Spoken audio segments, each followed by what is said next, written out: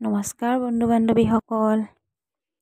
এয়া দহি বাতিবলৈ লৈছোঁ দেই। আজিলৈকে দহি বতা নাই হ'লে, এইবাৰ প্ৰথম বাতিবলৈ লৈছোঁ। কেনেকুৱা হয় নাজানো আৰু বাতি চাওঁচোন কেনেকুৱা হয়নো।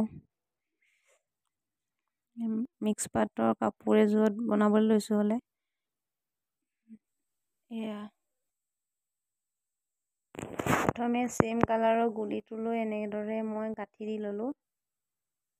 গাঁঠিটো 2-3টা দিলে ভাল আৰু তেতিয়া দহিটো মানে এনেকৈ খোল খাই যোৱাৰ সম্ভাৱনা নাথাকে। তাৰপিছতে মই সূতাটো এনেদৰে অলপ জোখ লৈ লৈছোঁ যাতে বেছিকৈ কাটি পেলাই দিবলগীয়া নহয়। তাৰপিছতে মই এনেদৰে আকৌ দহিটো দি তাত গাঁঠি দি দিছোঁ। গাঁঠিটো অলপ টানকৈ দিব। টানকৈ দিলে এতিয়া বস্তুটো মানে ছিঙি নাযায় আৰু মানে খোল খাই নাযায় আৰু গাঁঠিটো।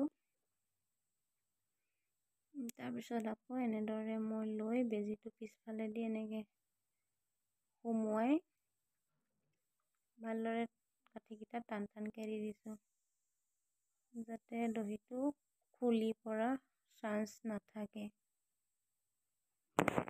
এনেকৈ বনাইছোঁ আৰু।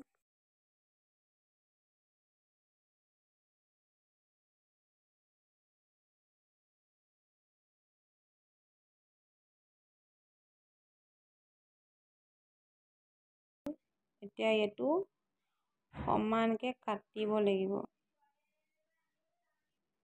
এতিয়া মই কেঁচিটো সমানকৈ কাটি দিলোঁ। সমান সমান হ'লে ভাল লাগে আৰু দেখি। সেয়া চাওক,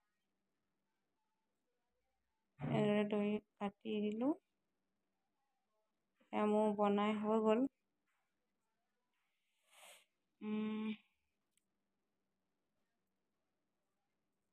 এয়া মোৰ গোটেই সম্পূৰ্ণ কাপোৰযোৰ দহি বাতি হৈ গ'ল।